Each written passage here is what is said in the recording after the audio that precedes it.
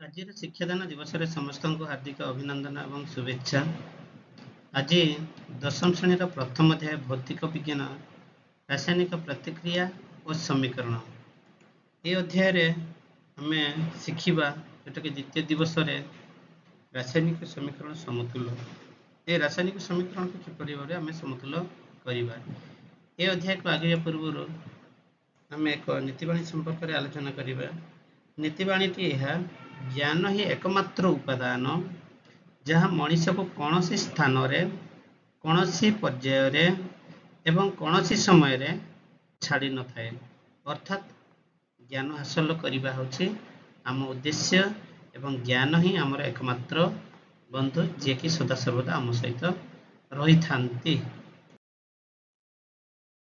आज आसतु रासायनिक समीकरण समतुल्य पद्धति आम शिखा। रासायनिक समीकरण को किपर समतुल्य करा जाए एथिपाई एक उदाहरण आम नेबा। उदाहरणटी यह Fe+H2O तीर चिन्ह Fe3O4 प्लस H2 यह समीकरण बाम पट को प्रतिकारक पार्श्व एवं डाहाण को उत्पाद पार्श्व बोली कहुए। बर्तमान आसतु जानिबा रासायनिक समीकरण किपर समतुल्य करा जाए। ना रासायनिक समीकरण प्रत्येक मणिकर परमाणु संख्या अर्थात रासायनिक प्रतिक्रिया पूर्वर कहले प्रतिकारक पार्श्व और रासायनिक प्रतिक्रिया पर कहले उत्पाद पार्श्व उभय पार्श्व परमाणु संख्या केते केते अच्छी ताकू आमे समान करवा आवश्यक। जदि समान हो जाए ताहले ताकू कह जाए रासायनिक समीकरण समतुल्य बा समतुल्य रासायनिक समीकरण बोली कह जाए। तो आसतु बर्तमान जानिबा रासायनिक समीकरण समतुल्य क्या कह जाए। ना जो रासायनिक समीकरण उभय पार्श्व प्रतिकारक एवं उत्पाद पार्श्व प्रत्येक मणिकर परमाणु संख्या समान रही थाए ताहाकू समतुल्य रासायनिक समीकरण कह जाए। तेबे आसतु बर्तमान एक उदाहरण माध्यम किपरि एक समीकरण को समतुल्य करा जायछि आमे उदाहरण माध्यम स्टेप बाय स्टेप प्रथम सोपान द्वितीय सोपान तृतीय सोपान ये आम सब गुड़ाक ठीक भाव देखिले आम जापर जे रासायनिक समीकरण को किपरि समतुल्य करा जाए। रासायनिक समीकरण समतुल्य करने प्रथम सोपान कौन ये प्रथम सोपान आगे पूर्व आपण मैंने बर्तमान देखु एक समीकरण दि जाए। समीकरण Fe+H2O तीर चिन्ह Fe3O4 प्लस H2 प्रथमे जिते आम समतुल्य करवा प्रथमे प्रत्येक संकेत चतुर्पार्श्व में बॉक्स अंकन कर देखो। बर्तमान बॉक्स किसी अंकन करा जाए नहीं।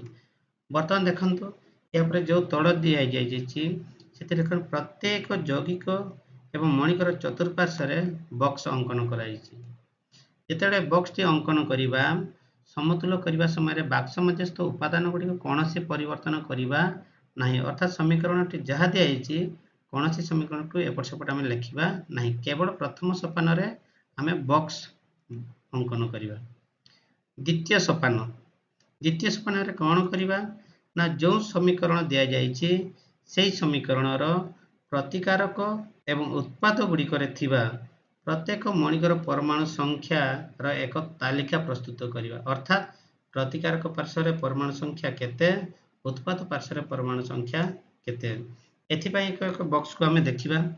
इधर बॉक्स रे दि जाए जो समीकरण टी दि जाए समीकरण मणिक संख्या समुदाय होची 3टी अर्थात Fe हाइड्रोजन एवं ऑक्सीजन।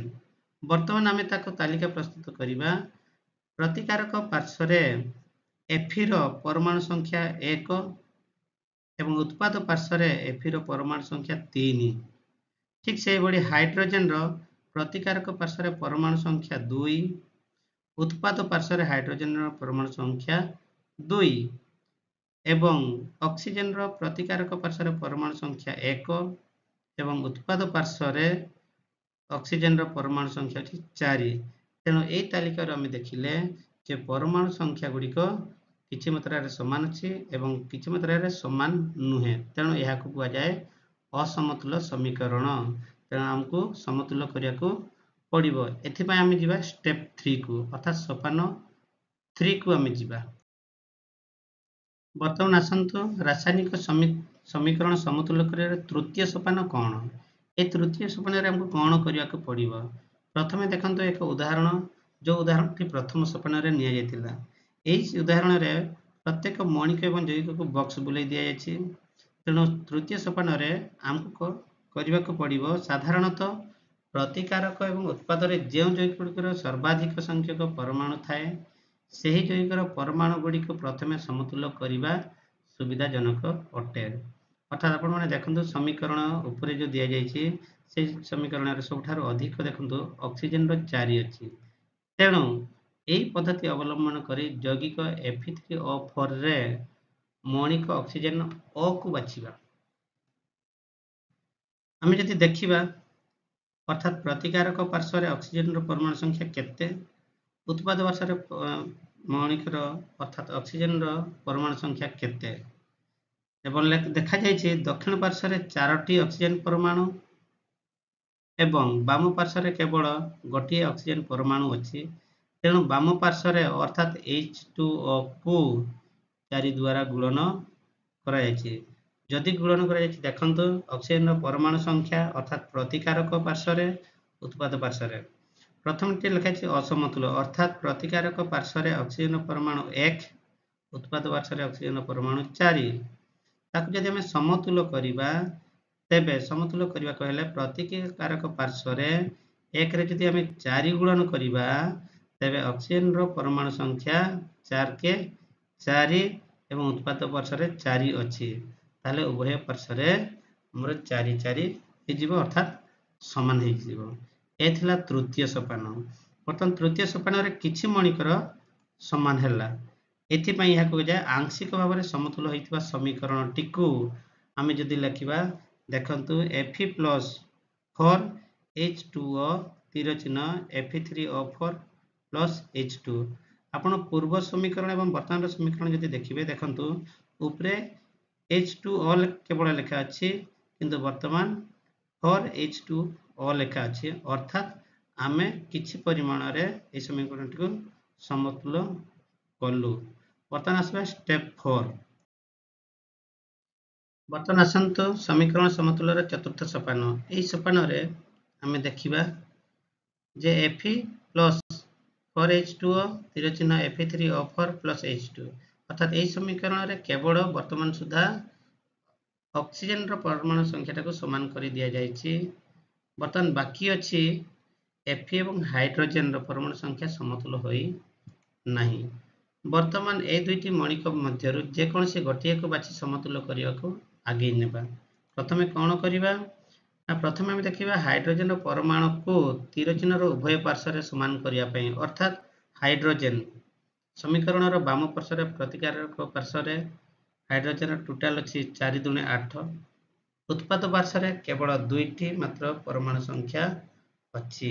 ତେଣୁ ଆପଣମାନେ এই ଟେବୁଲରେ ଭଲ ଭାବରେ ଦେଖିଥିବେ ହାଇଡ୍ରୋଜେନର ପରମାଣୁ ସଂଖ୍ୟା ପ୍ରତିକାରକ ପାର୍ଶ୍ୱରେ ଏବଂ ଉତ୍ପାଦ ପାର୍ଶ୍ୱରେ ଅସମତୁଲରେ ଅର୍ଥାତ୍ ପ୍ରତିକାରକ ପାର୍ଶ୍ୱରେ ହାଇଡ୍ରୋଜେନର ପରମାଣୁ ସଂଖ୍ୟା 8, ଉତ୍ପାଦ ପାର୍ଶ୍ୱରେ ହାଇଡ୍ରୋଜେନର ପରମାଣୁ ସଂଖ୍ୟା 2।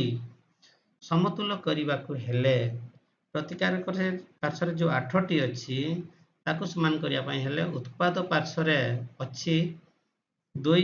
ତେଣୁ ଆମେ 2ରେ ଯଦି ଆମେ 4 ଗୁଣନ କରିଦେବା ତାହେଲେ ଡାହାଣ ପାର୍ଶ୍ୱରେ ମଧ୍ୟ ଅର୍ଥାତ୍ ଉତ୍ପାଦ ପାର୍ଶ୍ୱରେ ମଧ୍ୟ ହାଇଡ୍ରୋଜେନର ପରମାଣୁ ସଂଖ୍ୟା 8 ହେଇଯିବ। ତେଣୁ ବର୍ତ୍ତମାନ ଯଦି ସମୀକରଣଟିକୁ ଆମେ ଲେଖିବା Fe+4H2O ତୀର ଚିହ୍ନ Fe3O4 ଦେଖନ୍ତୁ ଆପଣ 4H2O ଅର୍ଥାତ୍ ଉପର ଯେଉଁ ସମୀକରଣଟି ଦିଆଯାଇଛି ସେଠି ଦେଖନ୍ତୁ କେବଳ H2 ଲେଖା ଅଛି। ବର୍ତ୍ତମାନ ଯେଉଁ ସମୀକରଣଟି ଲେଖା ହେଲା ସେଟା 4H2O ଲେଖା ଅଛି। ତାହେଲେ ବର୍ତ୍ତମାନ ସୁଦ୍ଧା ଅକ୍ସିଜେନ ଏବଂ ହାଇଡ୍ରୋଜେନର ପରମାଣୁ ସଂଖ୍ୟା ସମାନ ହେଲା। ଏ ଥିଲା ଆମର ଚତୁର୍ଥ ସୋପାନ। ବର୍ତ୍ତମାନ ଆସନ୍ତୁ ପଞ୍ଚମ ସୋପାନରେ କ'ଣ କରିବା। ସମୀକରଣ ସମତୁଲର ପଞ୍ଚମ ସୋପାନ। ଏହି ସୋପାନରେ ପୂର୍ବରୁ ଯେଉଁ ଉଦାହରଣଟି ଦିଆଯାଇଛି ବର୍ତ୍ତମାନ ଆମେ ତାକୁ ବର୍ତ୍ତମାନ ଯଦି ସମୀକରଣଟିକୁ ଯଦି ବେଶ ଭଲ ଭାବରେ ଯଦି ଦେଖିବା ତାହେଲେ ହାଇଡ୍ରୋଜେନ ଏବଂ ଅକ୍ସିଜେନର ପରମାଣୁ ସଂଖ୍ୟା ଉଭୟ ପଟରେ ସମାନ ଅଛି। ମାତ୍ର ତୃତୀୟ ମୌଳିକ Fe ଏପର୍ଯ୍ୟନ୍ତ ସମତୁଲ ହୋଇ ନାହିଁ। ତେଣୁ ବର୍ତ୍ତମାନ ଆସନ୍ତୁ Fe ର परमाणु संख्या को आम समान करवा। समान करने आम प्रथम 3टी परमाणु बाम पार्श्व रे नेबा। तेणु बाम पार्श्व Fe को 3 द्वारा गुणा करा जायछि, अर्थात बाम पार्श्व रे परमाणु संख्या केते, डाहाण पटरे परमाणु संख्या केते। आम जदि टेबल टी भल भाବରେ देखिबे ताहले आम समस्त बुझी परिबा। आयरन अर्थात Fe रो परमाणु संख्या प्रतिकारक पार्श्व रे 1 एवं उत्पाद पार्श्व रे 3।